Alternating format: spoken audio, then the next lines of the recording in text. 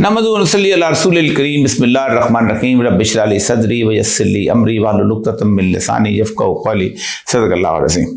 मुज़ख़ातिन हज़रात, यूँ तो जेल से रिहाई के फ़ौरन बाद ही मैंने अपनी आमद की इत्तला भी दे दी थी और जो कुछ गुज़रा था उसका भी कुछ इजमालन आपसे ज़िक्र कर दिया था। ये अलग बात है कि उस पर तफ़सीली तौर पर जो किताब है मैं उस पर लिख रहा हूँ और क्योंकि उसी में ही तज़किरा किया जा सकता है, वीडियो जो है या कोई वैसे भी कोई पैगाम उसमें ज़्यादा से ज़्यादा थोड़ी सी बातें की जा सकती हैं। उसके बाद भी शाम के बारे में आपसे 2 दफ़ा मुखातब हुआ और फिर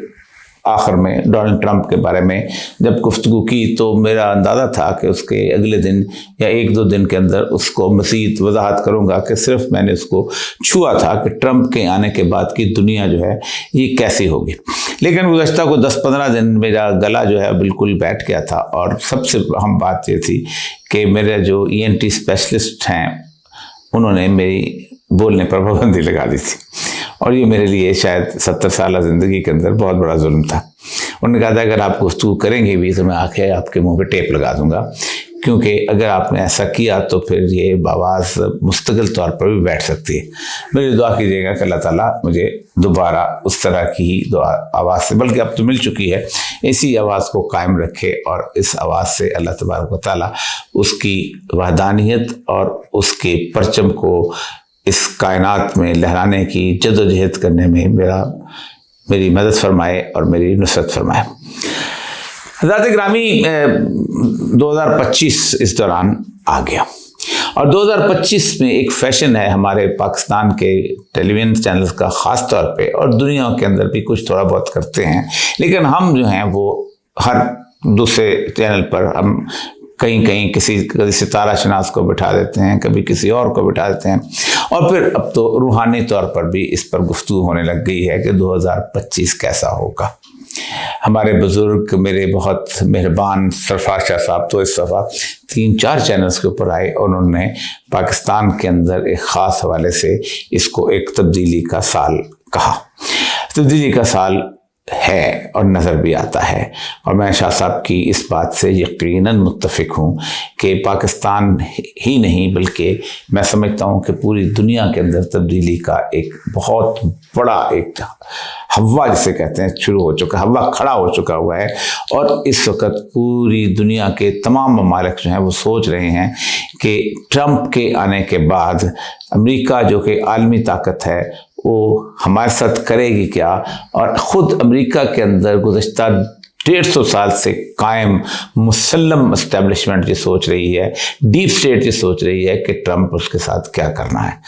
करने वाला है। हर तरफ एक किस्म का खौफ बरपा है। लेकिन जिस गुज़श्ता दफ़ा जब मैंने ट्रंप के बारे में गुफ्तगू की थी तो उसको बिल्कुल इजमालन उसकी बात को मैंने आपके सामने पेश किया था कि वो करना क्या चाहता है, और उससे बाकी निज़ाम हायकार जो हैं इस वक्त जिसे कहते हैं खौफज़दा हैं।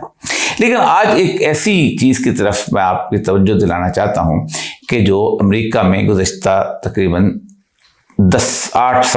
साल से 9 साल से ये चली आ रही है। ये उस वक्त से चली आ रही है जब से ट्रंप ने अमेरिका के अंदर पहली दफ़ा इलेक्शन लड़ना शुरू किया था। चूँकि ट्रंप हर बात है एस्टेब्लिशमेंट के बिल्कुल मुखालिफ आके खड़ा हो गया था और वो उनकी किसी तौर पर ख्वाहिश नहीं थी कि ये शख्स जो है ये बरसे इक़्तिदार आए, तो उसके बारे में किताबें लिखी जाने लगीं और उसके बाद मुख्तलिफ़ किस्म की ज़ायते बनाए जाने लगे और बहुत सारी चीज़ें, और फिर एक बहुत बड़ा मजहबी फैक्टर उसके खिलाफ खड़ा किया गया कि ये जो है ट्रंप नए तौर पर 2016 में 11 अगस्त को किताब आई थी, ये है लॉरेंस मैककॉस्टर, इसकी किताब है the fourth beast is Donald Trump the anti Christ, यानी ये चौथा शैतान जो है ये है, और क्या डोनाल्ड ट्रंप एंटी क्राइस्ट यानी दज्जाल है। और उसके ऊपर उसने बड़ी गुफ्तगू करते हुए उसका सिर्फ जिस्ट मैं आपको बताता हूँ कि mister Donald Trump Molhauser shows us how Donald Trump lies and rhetoric feed off people's worst fear to spread hate, racism, misogyny, Islamophobia, unabashed bigotry and discrimination, and how that rhetoric coincides the point to the prophecy regarding the Antichrist। वो कहता ये है कि जिस तरह Trump जो है ये बुनियादी तौर पर जो है इन औरतों का मुखालिफ है और डिस्क्रिमिनेशन करता है, और उसके बाद बिगेटरी यानी कि बहुत गैर मजहबी है और उसके साथ साथ लोगों को धोखा देता है, तो ये एक दज्जाल की एक का रूप नजर आता है, जो इतनी चीजें भी नजर आई हैं। लेकिन इस दफा तो बड़ी तफसील के साथ डोनाल्ड ट्रंप के खिलाफ जो है एक कैंपेन लॉन्च की गई, और इस कैंपेन को लॉन्च करने के लिए वो ईसाई जो कि ख़ास तौर पर स्टैब्लिशमेंट के साथ थे और उनकी मल्टी इंडस्ट्रियल कॉम्प्लेक्स जो है उनको सपोर्ट करती थी, उन्होंने बाकायदा बुक्स लिखवाई, इसमें ट्रंप एंटी क्राइस्ट, और ये जो सबसे आम किताब है लुशियस हेस्टन की किताब है, इसमें भी he is the anti Christ state out of A time. Lahore novel जो है, नावल उसने पेश किया है, जो नावल लिखा गया था दज्जाल के बारे में, उस नावल में सारी शक्लें जाती हैं, उसके ऊपर किताब लिखी गई। लेकिन इसके ऊपर जो पूरी तफसील के साथ जो इनके जो क्रिश्चियंस बिलीव करते हैं, मैं ज़रा सा उसका जिस्ट निकाला है इन दोनों किताबों से और उनकी आर्टिकल से। इस जिस्ट को मैं आपके सामने पेश करता हूँ, और उसके बाद आप आएंगे कि हम देखेंगे कि यहूदियों ने ट्रंप को कितने वोट दिए, और आप बहुत हैरान हो जाएंगे इस बात सुन के कि ये वाहिद सदर है डोनाल्ड ट्रंप के जिसके बारे में यहूदियों का रवैया गुज़श्ता तकरीबन 40-45 सदूर के बिल्कुल मुख्तलिफ है। Christians in the United States tend to forget that and times revolves around the nation of Israel. वो समझते हैं कि ये जो आखिरी ज़माना होगा ये इजराइल के गिर्द घूमेगा, नॉट द यूनाइटेड स्टेट्स। वो कह रहे थे कि ये यानी अमेरिका के गिर्द नहीं घूमता, अमेरिका को अपने ऐसे सुपर पावर बनाया हुआ है। हम इस बात पे बिलीव करते हैं कि सारा कुछ जो आखिरी मार का होना है वो इसराइल में। The Bible nowhere explicitly prophesies the existence of the United State और its role in the end times. कहीं भी नजर नहीं आता। While the United States might be a player in the end times or somehow be associated with the Antichrist, जबकि America जो है हो सकता है कि दज्जाल के साथियों में से एक साथी हो। ये मैं आपको बता रहा हूँ कि ये वो तंजीमें हैं जो डोनाल्ड ट्रंप को एंटी क्राइस्ट समझते हैं और समझते हैं कि अमेरिका असल में इसराइल के मुखालिफ जो है एक दज्जाल वहाँ मसाया जो उनका आना उसके मुखालिफ होगा। It is also possible that United state will not even exist in the end times. ये हम भी कभी तब अगर देखते हैं तो रसूल अकरम सल्लल्लाहु अलैहि वसल्लम की तमाम अहादीस जितनी भी एंड टाइम्स के बारे में हैं उनमें अमेरिका का कहीं तस्करा नहीं मिलता। चीन का मिलता है लेकिन अमेरिका का नहीं मिलता, और उसके बाद यूरोप का मिलता है उन 80 झंडों का, लेकिन अमेरिका का कहीं किसी तौर पर भी इसमें नहीं नजर आता। तो that Americanization of the Bible prophecies unwarranted, ये जो अमेरिकनाइजेशन करते हैं ना, जैसे हर जगह कि हम बड़ी चीज़ होता है, जैसे हमने इसे समझ रखा हुआ है कि ग़ज़वतुल हिंद जो शायद हमने लड़नी, उसके ऊपर भी मैं इसी हवाले से आने ग़ज़वतुल हिंद कौन लड़ेगा, कैसे लड़ी जाएगी, क्यों लड़ी जाएगी, रसूल अकरम की जो हदीस से आखिर में बात करेंगे। इसलिए उसने रिलेट किया इसका। डोनाल्ड ट्रंप इज अनडिनाइलेबली, कहता है कि जो उसके खुसूसियात हैं दज्जाल की वो डोनाल्ड ट्रंप में मौजूद हैं। इज अनडिनाइलेबली क्रिस्मेटिक, करिश्मा है यानी कशमाती शख्सियत है, इंटेलिजेंट ज़हीन है, एंड डिटरमिन्ड, और जो बात करने पे डर पड़ता है वो उस पर कर लेता है। और often 1000 people attend events when Trump speak. He is never drawn a small crowd. वो कभी भी उसको जब जाता है तो उसका कोई छोटा सा जलसा नहीं हुआ, हमेशा हजारों लोग उसके जमा था। Donald Trump has the ability to inspire millions, लाखों लोगों को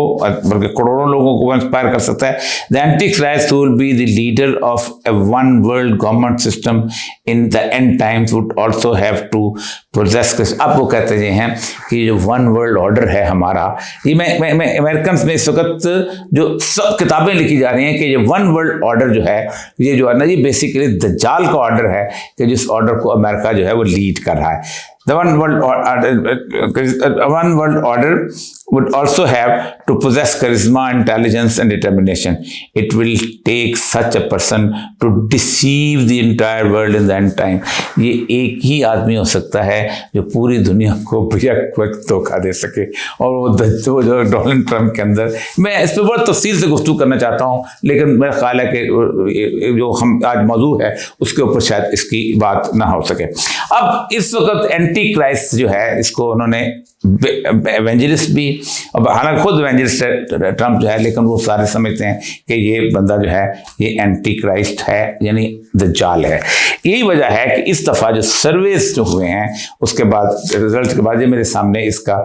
सबा का जो सर्वे है उसका है कि how were an exit poll conducted after the elections, यानी इलेक्शंस के बाद जब after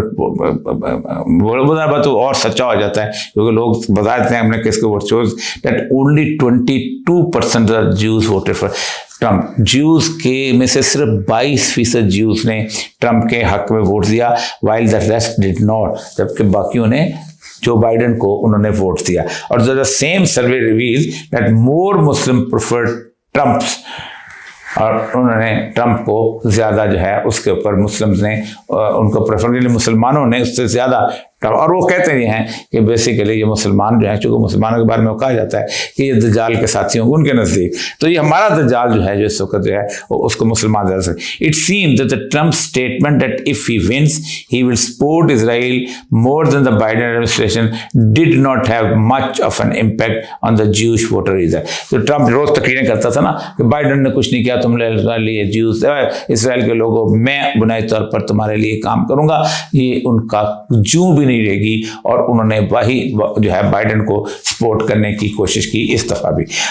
Everyone was expecting that Trump to revise the Israel policy. It is clear that he did not come to power with Jewish vote. अब ये वो कहता ये है कि हर बंदा सोच रहा था कि ट्रम्प जो है वो पॉलिसी तब्दील कर देगा इसराइल के बारे में, और वो ज़बरदस्त किस्म की जंग इसराइल के साथ लेगा। अब वो कहते हैं कि ट्रम्प को चूँकि ज्यूइश वोट नहीं मिला, इसलिए वो ट्रम्प जो है उनके साथ नहीं देगा। और सबसे बड़ी बात यह है कि 2 ऐसे मकामात हैं कि जहाँ पर जो बाइडेन ने बाकायदा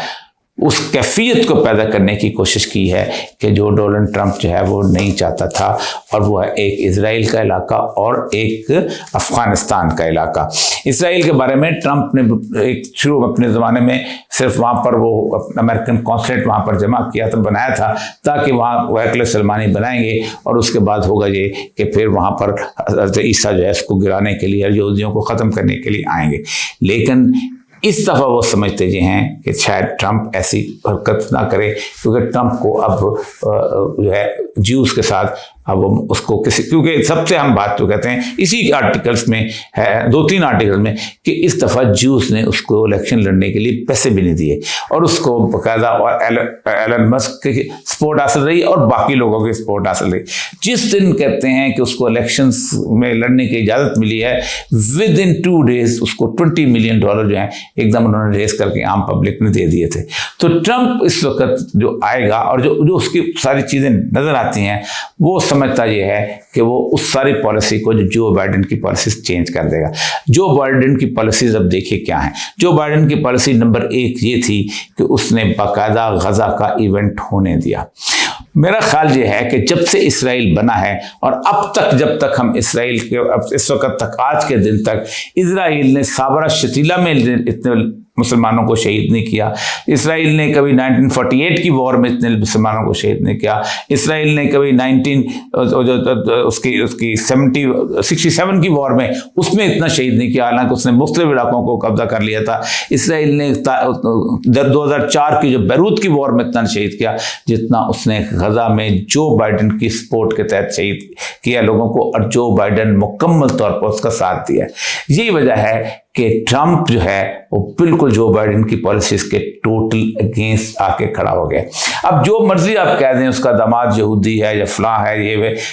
याद रखिए कि यहूदी भी सिर्फ मुकम्मल तौर पर सारे के सारे एक साथ ज़ायनिस्ट नहीं हैं। जिस वक्त गजा पे हमला हुआ था तो ब्रुकलिन के यहूदी जो कि बिल्कुल मुख्तलिफ नज़र आते हैं। आप अगर ब्रुकलिन में गए हों तो ब्रुकलिन का जो यहूदी है वो एक बड़ा सा हैट पहन के, लंबी सी दाढ़ी रख के इस तरह होगा, या छोटी सी टोपी उससे पहनी होगी, और मुस्तकिल तौर पे, और उनके यहाँ पर्दे का रिवाज इतना ज़्यादा है कि उनके जो गर्ल्स स्कूल्स हैं उनकी दीवारें बहुत ऊंची ऊंची हैं, यहाँ तक कि वो टीवी वो नहीं देखते, और किसी किस्म की कोई ऐसी, वो जैसे कहते हैं बॉयफ्रेंड गर्लफ्रेंड का उनके यहाँ कोई तस्वर नहीं, बहुत रिलीजियस की। तो उन्होंने जो पहला जुलूस निकाला था, सबसे पहला जुलूस उन्होंने इसी गजा पे ऊपर निकाला था कि नॉट इन आर नेम, हमारे नाम के ऊपर मुसलमानों को कत्ल ना करो। तो वो लोग जो हैं वो बहरहाल वो किसी न किसी हद तक ट्रंप के साथ भी हैं और समझते ये हैं कि ट्रंप की पॉलिसीज हैं वो किसी इसको तब्दील कर सकते। तो ये एक तो ये है कि ट्रंप को वो इस वक्त पूरी क्रिश्चियन वर्ल्ड में भी और वहां पर भी वो पोर्ट्रे कर रहे हैं कि ये दज्जाल है। दूसरा एक अजीब व गरीब सी कैफियत जो है पैदा हो रही है कि वो समझते ये हैं कि अमेरिका जो है ये दज्जाल के निज़ाम का फोकस होगा और दज्जाल जो है वो हज़रत ईसा के मुकाबले में वर्ल्ड जो है ऑर्डर जो है वो कायम करेगा और वो कहते हैं वो दज्जाल उस वर्ल्ड ऑर्डर को कायम करना चाह रहा है। अब आते हैं इन हालात के अंदर अल्लाह तबारक व तआला के उन अहकामात को और कुरान पाक को देख के एनालिसिस करते हैं, क्योंकि अमूमन लोग हमारे यहाँ वही गुफ्तगू करते हैं कि जो सितार पोजीशन क्या चीज़ है, जो हमारे सूफिया ने या बुज़ुर्गों ने क्या किया, लेकिन जो रसूल अकरम सल्लल्लाहु अलैहि वसल्लम ने बातें की हैं आज के दौर के बारे में, या जो कुरान एक अपने अल्लाह तबारक व तआला की एक सिफत बताता है कि मैं इस दुनिया में करता क्या हूँ। सबसे पहली बात यह है कि एक आयत मेरे सामने इस वक्त है सूरह हज की। ये अल्लाह तबारक व तआला की इस दुनिया में एक कायदा अमन कायम करने की पॉलिसी है। वलौला दफ़ुल्लाह नास बाज़ुहुम बिबाज़िन लहुद्दिमत सवामिउ व बैउ व सलावातुम व मसाजिदु युज़करु फ़ीहा इस्मुल्लाह कसीरन। अब ये देखें, अल्लाह ने मुसलमानों की बात नहीं की। अगर अल्लाह ताला लोगों को, इंसानों को आपस में एक दूसरे से लड़ा करना रोकता रहता तो इबादत खाने और गिरजाघर और यहूदियों के माबद और मस्जिदें भी ढा दी जाती हैं जहाँ अल्लाह का नाम बकसरत से लिया जाता है। एक जगह और भी है कि अल्लाह ताला ज़ालिमों को ज़ालिमों से, रसूल अकरम की हदीस भी है कि अल्लाह ताला ज़ालिमों को ज़ालिमों से लड़ाता है ताकि दुनिया में अमन कायम हो सके। तो अल्लाह ताला फरमाते हैं कि अगर हम इंसानों को इंसानों के मुकाबले में खड़ा ना करते तो मस्जिदों में, गिरजाघरों में और यहूदियों के माबदों को ढा दिया जाता। और यहाँ पर अल्लाह ताला का जिक्र होता है, यानी अल्लाह को यहूदियों के अंदर अल्लाह का जिक्र भी पसंद है, मस्जिदों में जिक्र भी पसंद है। जबकि आपने देखा होगा कि जो यूरोप में जिस तरह की सूरत हाल पैदा हो गई है, अमेरिका में तो शायद कम है, यूरोप में एक किस्म की एथीज़म की, अल्लाह के इनकार की एक बहुत कैफियत अब बहुत आम हो चुकी। तो इस पॉलिसी को अब जरा सा आप देखिएगा, 1945 से लेके 1992 तक अल्लाह तबारक व तआला ने एक दुनिया को बाकायदा बाइपोलर वर्ल्ड बना रखा। अब लोग कहते हैं कि जी वो तो खुद बन गए, रूस अलग, ठीक है आप मान लें, लेकिन अल्लाह कहता है तो तिल मुल्क मंतशा व तंज़िल मुल्क में मंतशा व तइज़्ज़ु मंतशा व तुज़िल्लु मंतशा बयदिल खैर, कि हम जिसको चाहते हैं बादशाह देते हैं, जिससे चाहते हैं बादशाह छीन लेते हैं, और जिसको चाहते हैं इज्जत देते हैं, जिसको चाहते हैं ज़िल्लत देते हैं। तो अल्लाह ने इस वक्त जो सूरत हाल बनी हुई थी, आप खुद सोचें 1920 के अंदर जो इस वक्त पूरी दुनिया को तकसीम करके एक वर्ल्ड ऑर्डर कायम किया जा रहा था और नेशन स्टेट्स बन रही थी, अगर उस वक्त कम्युनिस्ट सामने ना आते तो वो नेशन स्टेट्स का तस्वर जो था उन्होंने उसको रद्द कर दिया था। उन्होंने कहा था कि ये जो सिंधी, बलोच, पठान, इराकी, यूनानी और उसके बाद फ्रांसीसी, ये कोई कौमें नहीं हैं, दो ही कौमें हैं, एक मजदूर हैं और एक सरमायादार हैं। और वो हमेशा कहते थे कि मजदूरों को हमेशा कभी किसी नस्ल के नाम पर, कभी मजहब के नाम पर, कभी रंग के नाम पर, कभी इलाके के नाम पर लड़ाया जाता है। ये एक कौम है, प्रोलेतारिया पूरी दुनिया की एक कौम है। तो वो जो एक तस्वर जो आज बड़ा ज़बरदस्त किस्म का हो गया है, जो 1920 में जब यूनाइटेड नेशन के 26 अक्टूबर को जो इजलास हुआ था जिसमें पासपोर्ट का डिज़ाइन अप्रूव हुआ था, और 28 अक्टूबर को हुआ था जिसमें कस्टम रूल्स हुए थे, वो जो सारे का सारा जो है वो तस्वर जो है उसको बातिल कर दिया कम से कम 75 साल तक। और उन्होंने बाकायदा उस अपने इलाके के अंदर सूद तक जो है, वो उनका जो बैंकिंग सिस्टम नहीं था वहाँ, तो कम्युनिस्ट वर्ल्ड में सूद भी नहीं था, रूस में, यूगोस्लाविया में, चेकोस्लोवाकिया में, सारे इलाकों के अंदर, क्योंकि यहाँ पर एक उस तरह का आलमी मालियाती निज़ाम IMF के मोहताज नहीं थे। फिर उसके बाद जब वो खुद ताकत जो है वो एक कुव्वत बन के अल्लाह तबारक तआला जो है वो एक अहम तरीन उनका एक फ़लसफ़ा है जो कि हज़रत मूसा के बारे में कि इज़हब इला फ़िरऔन इन्नहु तग़ा, कि जाओ तुम फ़िरऔन के पास जाओ क्योंकि वो तागूत बन गया है, यानी वो बड़ा बैंड बैठा है ज़मीन के ऊपर। तो जब उस बड़े बैंड बैठे की सूरत हाल हुई तो फिर आपको पता ही है कि फिर अमेरिका को, उनको दोनों को लड़ाया गया और फिर एक कुछ अरसे तक ये सारा मामला जो था खामोश रहा। लेकिन 1992 से लेके 2001 तक ये जो अरसा है, इस अरसे के अंदर बच्चे की बहुत खामोशी रही है। आप हैरान होंगे कि 1988 में वहाँ से गया है रूस गया है अफगानिस्तान में, और 1992 से 2001 तक बलूचिस्तान जैसा सूबा जो था पाकिस्तान का, उसमें इतना अमन था कि हम रात को 2-2 बजे तक वहाँ जो थे कोटा की सड़कों पे बॉर्डर एरिया में जाते थे। ये पेशावर जिसको हम कहते हैं कि बहुत ज़्यादा रशियन वॉर के अंदर बहुत ज़्यादा तबाही हुई, किस्सा खानी बाजार जो था वो रात को 1-1 बजे तक चरसी के तिक्के के बाद से लोग जो थे मुस्तफ़ीद हो रहे होते थे, और उसके साथ साथ ये पूरा का पूरा इलाका इस्लामाबाद का आबाद था। तो ये एक अमन आ गया था। लेकिन 2001 के अंदर फिर अमेरिका ने अपने आप को बड़ा बनाने की कोशिश की, और फिर 2001 से इस वक्त तक आप सोचें कि 40 लाख के करीब इन एवरेज बंदे मारे जा चुके हैं। अफगानिस्तान में लोग मारे गए हैं, इराक में लोग मारे गए हैं, शाम में लोग मारे गए हैं, यमन में लोग मारे गए। पाकिस्तान की अपनी कैजुअल्टी जो है इस, हालांकि पाकिस्तान एक इफेक्ट ही था, तकरीबन 85,000 के करीब जो है 70-75 वो अब मिला लो कि अब तक कितनी हो चुकी है, तब भी 85-80,000 के करीब तो कैजुअल्टी हैं ही हैं जो कि पाकिस्तान के अंदर हुई हैं, और वो भी सिर्फ इसलिए कि हमने उस जंग में अमेरिका का साथ दिया और फिर आज हम उसको भुगत रहे हैं। पहली जंग में साथ दिया, फिर हमने यू टर्न लिया, अब फिर ये अब क्या होगा, ये 2025 से बहुत बड़ा सवाल है। क्या अल्लाह तबारक व तआला डोनाल्ड ट्रंप के इस एग्जाम के बाद इस तरह की कौन सी सूरत हाल जो है वो पैदा करेगा कि जिसमें अमेरिका का वो तगा की सूरत हाल जो है वो शायद ख़त्म हो जाए, या फिर अमेरिका जो है इस लड़ाई के बाद दुनिया में वो जो इजराइल की बुनियादी पॉलिसी है कि उन्होंने पहले बरतानिया का साथ दिया और उसको पैक्स ब्रिटानिया का कहते हैं, हमारा वो दौर था 1916 से लेके फिर 1940 तक, फिर उन्होंने अमेरिका का साथ दिया और पैक्स अमेरिकाना कहते हैं, और फिर कहते हैं पैक्स इसराइल, कि अब इसराइल जो है खुद मुख्तार हो गया है, अब इसराइल को आलमी सल्तनत बनना चाहिए और बनेगा, वो कहते हैं, उनका इस बात पे बिलीव है। लेकिन ट्रंप अब चाहता है कि अमेरिकन रियासत जो है ये वापस चली जाए और एक ना वियतनाम में रहे ना किसी और जगह पे रहे, ना ये जैसे वियतनाम में हमने मार खाई थी, वो कहता है कि हम इस तरह की अनएंडिंग वॉर नहीं लड़ने जाते। इस वक्त तकरीबन 172 जगहों पे अमेरिकन अड्डे जो हैं वो मुख्तलिफ जगहों पे कायम हैं, और अमेरिका जो है ट्रंप चाहता है कि वो अड्डों को जल्द अज जल्द जितना है वापस किया जाए। पाकिस्तान के हवाले से ट्रंप की पॉलिसी और पाकिस्तान के खित्ते के हवाले से पॉलिसी बहुत अहम है। अक्सर लोग समझते हैं और कहते हैं कि पाकिस्तान को इससे क्या फ़र्क पड़ेगा, जब बहुत बड़े तबसरे होने के पाकिस्तान को फ़र्क इसलिए पड़ेगा कि ट्रंप नए तौर पर, ये मैं पढ़ देता हूँ उसकी पॉलिसी के, focus primarily on Afghanistan, Pakistan and India, especially the US forever war in Afghanistan. It aimed to create favorable ground condition to enhance stability in Afghanistan. Kissinger policy के बिल्कुल उलट किसिंजर ने कहा था कि अमेरिका को 3 मुल्कों के अंदर स्टेबिलिटी नहीं देखनी चाहिए, वहाँ अमन नहीं होना चाहिए। नंबर 1 अफगानिस्तान, नंबर 2 ईरान और नंबर 3 पाकिस्तान। ये जब तक अगर ये यहाँ अमन हो गया, समझो अमेरिका का बोरिया बिस्तरा पूरे इलाके से गोल। ईरान से 1979 में अमेरिका को बोरिया बिस्तरा गोल करके खुमैनी ने निकाल दिया था। 80 में वहाँ दाखिल हुआ, अपना रशिया निकलना चाहते थे, लेकिन उसके बावजूद हुआ ये कि वहाँ पर अमेरिका आ गया और फिर अमेरिका ने अपने पंजे वहाँ गाड़ दिए। लेकिन उस पंजे को गाड़ने से निकालने के लिए 1995 में मुनव्वर की हुकूमत आ गई, और फिर उसके बाद जो 2021 के अंदर 20 के अंदर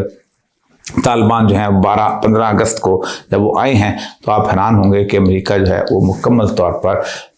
वहाँ से आउट हो गया था। लेकिन ये जिम्मेदारी चूँकि पाकिस्तान के पास थी, तो पाकिस्तान ने ये जिम्मेदारी बदरजा उत्तम संभाल ली, और फिर वो अमेरिका को कार्रवाइयाँ करने का मौका मिला जहाँ अमन ज़वारी का मसला था। अब ट्रंप के आने के बाद 1979 से लेके अब तक जो हमारा बुनियादी रोल था कि हम नॉन नेटो अलाइज थे अगेंस्ट अफगानिस्तान, किसी और मुल्क के खिलाफ नहीं थे। पाकिस्तान अगर अमेरिका का हलीफ था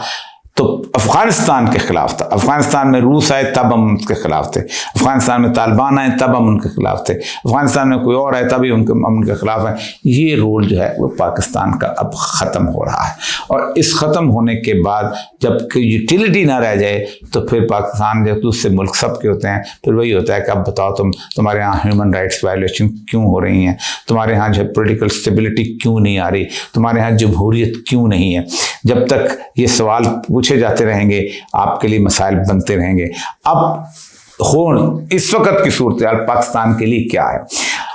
अक्सर का लोग सोचते हैं, कहते हैं कि पाकिस्तान जो है ये अल्लाह तबारक, बहुत बुजुर्ग भी कहते रहे, हम भी इस पर बिलीव करते हैं। शफाक साहब ने, वो हमारे दोस्त होते थे मुफ्ताद मुफ्ती, उनका वो फिक्र अक्सर दोहराते थे कि पाकिस्तान बुनियादी तौर पर सालेह अलैहिस्सलाम की ऊँटनी है, इसको अगर किसी ने छेड़ने की कोशिश की तो उस पर अजाब नाजिल होगा, और वो जैसे सालेह अलैहिस्सलाम की कौम पर नाजिल हुआ यकीनन होता है। मसलन बांग्लादेश जब बना है तो बांग्लादेश को बनाने में 3 लोगों का बहुत बड़ा किरदार था, सिविलियंस का, और एक जनरल याह्या खान का किरदार था। सिविलियन के किरदार में आप देखें कि 3 खानदान थे, भुट्टो था, इंदिरा गांधी का खानदान था और मुजीबुर रहमान का खानदान था। भुट्टो के खानदान, कितना आपको करिस्मेटिक लीडर आप कह दें, कुछ कह दें, भुट्टो के खानदान में आज तक कोई बंदा तभी मौत मर के उस कब्रिस्तान में गड़ी खुदा बख्श में दाखिल नहीं हो सका। यहाँ तक कि उनकी बीवी की मौत को भी लोग तभी नहीं कहते, लेकिन मुर्तज़ा और उसके भाई और उसके बाद बेनज़ीर की लाशें तो वहाँ तभी मौत के तौर पर वहाँ नहीं पहुँची। राजीव गांधी, पहले इंदिरा गांधी मारी गई, फिर राजीव का भाई जो है संजय, वो पायलट उसके मारा गया, फिर राजीव मारा गया। अब वहाँ पर सूरत हाल जो है कि अगली जनरेशन पता नहीं क्या है, कैसे आती है, राहुल वगैरह। शेख मुजीबुर रहमान को उन्होंने सारी फैमिली समेत कत्ल किया और 3 दिन तक उसकी लाश पड़ी रही। अब हसीना वाजिद को भी वहाँ से आउट कर दिया गया। लेकिन ये सज़ा अगर उनको, अब याह्या खान की जो जनाजे की रुदात सुनाते हैं बहुत सारे लोग, वो भी ऐसी है कि वो बयान करने के काबिल नहीं है। उसके साथ बस मामला, जिनको अल्लाह ताला ने दुनिया में अगर अज़ाब दिखा दिया तो आखिरत का हिस्सा जो है उनका बहुत कम शायद हो जाए, लेकिन आखिरत का हिस्सा बाद लोगों का बहुत ज़्यादा है, जो यकीनन मेरा अल्लाह समझता है, और वो अल्लाह ही बेहतर समझता है कि किसको कितना अज़ाब हो। ये पाकिस्तान जो है, अगर पाकिस्तान इस जगह पर जिस हालात के अंदर अगर हम पहुँचे हुए हैं, तो इस हालात के अंदर पाकिस्तान जो है उसको ख़राब करने, उसको तबाह करने, उसको बर्बाद करने, और उसके अंदर जो जिसका हिस्सा था, मुझे लगता यह है कि 2025 जो है उसमें अल्लाह तबारक व तआला का वो ग़ज़ब जो है किसी न तौर पर ज़रूर नाज़िल हो सकता है। अल्लाह ताला हमें उससे महफूज रखे। लेकिन क्यों नाज़िल होगा, उसकी वजह यह है, अल्लाह तबारक व तआला को इससे कोई गरज नहीं कि तुम एक पंजाबियों का मुल्क बनाओ, तुम एक सिंधियों का मुल्क बनाओ, तुम एक बलोचों का मुल्क बनाओ, किसी का मुल्क, अल्लाह ताला को कोई गरज नहीं। लेकिन अल्लाह ताला का एक फैसला है, फ़तुमिनून बिबाज़िल किताब व तकफ़ुरून बिबाज़। तुम जब अल्लाह का नाम लेके कहते हो कि मैंने उसका मुल्क बनाया, तो फिर तुम ये नहीं कर सकते कि एक किताब के एक हिस्से को मानो और एक हिस्से को नहीं मानो। वजज़ाउम मन यफ़अलु ज़ालिका मिनकुम, और जब कोई ऐसा करता है खिज़्युम फ़िल हयात दुनिया, तो मैं उसको दुनिया में ज़लील और रुस्वा कर देता हूँ। यही वजह है कि पाकिस्तान अपनी तमाम तर सलाहियतों के बावजूद, अपनी तमाम तर क़ुव्वतों के बावजूद, अपने एटम बम की ताकत के बावजूद पूरी दुनिया में ज़लील और रुस्वा और ख्वार होता चला जा रहा है। यहाँ पर आज के इस 2025 में 2 चीज़ों के दरमियान मैं समझता हूँ इस वक्त है। एक तो ट्रंप के आने के बाद की सूरत हाल ये है कि हमें बाकायदा नए मुआहदात के हिसाब से चलना पड़ेगा, और वो शायद सऊदी अरब को भी और शाम को भी और बाकी जगहों पर भी ट्रंप जो है वो बिल्कुल, क्योंकि उसकी जो एंटी स्टेट एक्टिविटी है वो भी वो जो है वो एंटी, इसे कहते हैं एस्टेब्लिशमेंट एक्टिविटी है, वो बहुत खौफनाक तक तेज़ हो जाएगी। बल्कि इस दौरान मैं आपको एक और मज़ेदार खबर जो है वो आपके सामने मैं रखना चाहता हूँ। ये किताबुल फितन की एक हदीस है, वो एक साहब ने मुझे अमेरिका से इसको भेजा था, बहुत अच्छे आदमी हैं, तो उन्होंने, इमरान उनका नाम है, तो उन्होंने मुझे किताबुल फितन की इस हदीस की तरफ याद दिलाई कि उनका कहा जाता है कि दज्जाल के खरूज से पहले एक लड़का पैदा होगा, उसके जिस्म पर असले की तस्वीरें होंगी, तलवार, ढाल, नेज़ा और छुरी की तस्वीर, ये हमारी है। लेकिन इस वक्त जो उन्होंने ट्रंप साहब ने जो डिफेंस का मिनिस्टर लगाया, सेक्रेटरी ऑफ द डिफेंस, उस बंदे की यही तस्वीर है, और जिसमें उसने भी ढाल खंजर की तस्वीरें लगाई हुई हैं। वो कहते हैं कि बात है ट्रंप के साथ आया है, तो ये भी उनके यहाँ भी इसी तरह की controversy over the qualification starting the Fox News for Peter Hegseth nominated by the US president. उन्होंने कहा कि ये तो उसी तरह का एक आदमी है। लेकिन मैं सिर्फ इसको लाना चाहता हूँ कि वो तो क्लियर उन्होंने अपने लोगों को कर दिया कि दज्जाल आ गए। अब उस वक्त वहाँ पर दज्जाल के पैरोकारों की भी एक बहुत बड़ी तादाद है जो अपने आप को दज्जाल के पैरोकार, जिनमें इल्यूमिनाटी भी, दूसरे तीसरे सारे, और वो कहते हैं कि दज्जाल है तो ठीक है, मैं दज्जाल के साथ हम करेंगे। तो वो तो मतलब हमारे यहाँ मसला ये है कि हमें दोबारा अब हम, चूँकि ये खित्ता है, इस खित्ते में बाकायदा एक पूरे की पूरी जंग लड़ी जाए, जिनमें से सबसे अहम तरीन किस्सा जो है खुरासान का है। तो पाकिस्तान के बारे में दो तरह के तस्वर, एक तो ये है कि अल्लाह तबारक तआला की जो एक सुन्नत है कि अल्लाह तबारक तआला ज़्यादा देर तक अपने इलाकों को बदअमनी का शिकार नहीं करने देता, क्योंकि ये दुनिया उसका जो है वो बाग है और वो वही करता है, जालिमों को जालिमों से लड़ाता है। लेकिन पाकिस्तान ने चूंकि वो वादा किया हुआ था, तो इसलिए पाकिस्तान में गन डालने की कहीं ज़्यादा है बजाय इसके किसी पंजाबी मुल्क में, किसी बलोच मुल्क में, किसी इराकी मुल्क में, किसी शामी मुल्क में हो, जहाँ पर गन डालने, क्योंकि यहाँ वादा करके और कलमे का उस पर लिख के कि सॉवरेनिटी गोज़ टू अल्लाह सुब्हानहू व तआला, हमने आइन को मुसलमान किया हुआ है इस वजह से। लेकिन एक अहम तरीन चीज़ जो है, जो कि मैं समझता हूँ कि वो होने वाली है और वो शायद इस दौर के अंदर हमें शायद नज़र भी आ जाए कि पाकिस्तान को एक ऐसी कैफियत में शायद अल्लाह ताला तैयार करना चाहता है। उसकी वजह यह है कि अल्लाह तबारक तआला की एक सुन्नत है, इन्नल्लाह ला युग़य्यिरु मा बिक़ौमिन हत्ता युग़य्यिरु मा बिअनफुसिहिम। हम उस कौम की हालत को नहीं बदलना चाहते जब तक वो कौम अपनी अंदर तब्दीली की ख्वाहिश लेके नहीं आती। तो पाकिस्तान के आज तक होने वाले जनरल इलेक्शंस में 8 फरवरी का इलेक्शन ऐसा था जिसमें पाकिस्तान की कौम ने अल्लाह तबारक तआला को जैसी भी ख्वाहिश की, जिस तरह की भी ख्वाहिश की, अच्छी की बुरी की, लेकिन उनकी नीयतें उनकी ये थी कि हमारा ये पुराना बसीदा निज़ाम जो है, जो तबाह हाल निज़ाम है, वो बदले। जिस शख्स के साथ भी उन्होंने तवक्कुआत बस्ता की, उस शख्स के बाद नीयत उस कौम की थी कि हमारा निज़ाम बदले। तो उसके बाद अल्लाह का वादा है कि मैं उस निज़ाम को बदल दिया करता हूँ। और ये अल्लाह तबारक तआला का ऐसा पक्का वादा है जो कि कुरान पाक में है, किसी जगह हदीस में नहीं कि हम कहें कि पता नहीं इसकी ऑथेंटिसिटी क्या है। और कोई दूसरी चीज़ अहम बात यह है कि पाकिस्तान को अपने आइंदा मुस्तकबिल के अंदर आइंदा एक ऐसे लीडर की ज़रूरत पड़ेगी जो कि एक, अगर उसने ग़ज़वतुल हिंद लड़ना है, कि जो कि इज़राइल के ख़िलाफ़ इतनी सख्त पॉलिसी इख्तियार करे कि हो सकता है उसको वहाँ जाके लड़ना पड़े। क्योंकि ग़ज़वा हिंद जो है, ये उसके बारे में 2 हदीसें आपके सामने रखता हूँ। हज़रत काब रज़ियल्लाहु तआला अन्हु से मरवी है कि बैतुल मक़दस में एक बादशाह एक लश्कर हिंद की तरफ भेजेगा, वो उसे फतह करेंगे, बस वो हिंद की ज़मीन को रौंदेंगे और उसका ख़जाना हासिल करेंगे। वो बादशाह इस ख़जाने को बैतुल मक़दस का ज़ेवर बना देगा और लश्कर इस बादशाह के पास हिंद के बादशाहों को जकड़ कर लाएगा और उसके लिए जो मशरक़ और मग़रिब के दरमियान है फतह कर दिया जाएगा और उनका क़याम दज्जाल के निकलने तक हिंद में होगा। ये है वो सूरत हाल। इसका मतलब ये है कि अगर पाकिस्तान ने इस मार्के में शामिल होना है, जिसके बारे में 18 हदीसें हैं, जिसके बारे में अबू हुरैरा की वो मशहूर हदीस जो मैं आपके सामने सुना देता हूँ कि मुसलमानों का एक लश्कर अनकरीब हिंद और सिंध तक पहुँच जाएगा। अबू हुरैरा से मेरे खलील सादक रसूलुल्लाह सल्लल्लाहु अलैहि वसल्लम फरमाया, इस उम्मत में एक लश्कर को सिंध और हिंद की तरफ भेजा जाएगा, बस अगर मैं उसको पाया और मैं शहीद हो गया तो ठीक है, अगर मैं फिर एक कलमा जिक्र किया लौट आया तो मैं आज़ाद करदा अबू हुरैरा होऊंगा, अल्लाह ने मुझे आग से आज़ाद कर दिया होगा। फिर 2 लश्करों की जो बशारत है, तो इसका मतलब ये है कि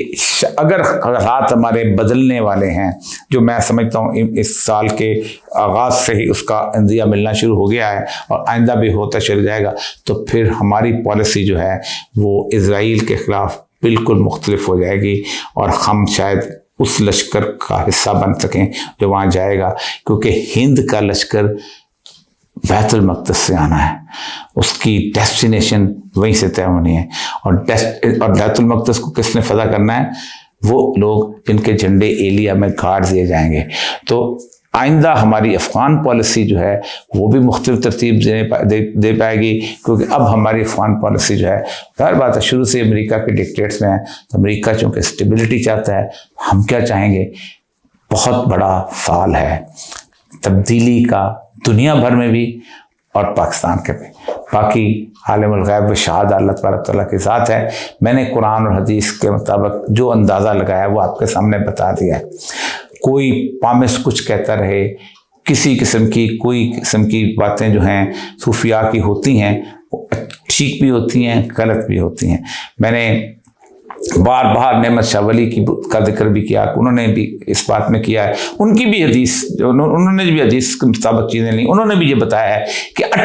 का जो दरिया है उसके ऊपर बहुत बड़ी जंग होगी। और जब अटक के दरिया को मुसलमान जो है क्रॉस करेंगे तो फिर लाहौर फतह करेंगे, तो फिर आगे जाके ये पता नहीं कैसे अटक तक पहुंचेगा कौन और कौन पहुंचेगा। उसके लिए हदीस बड़ी कमाल है, खराबत सिंध मिनल हिंद व खराबल हिंद मिनल चीन, यानी हिंद जो है वो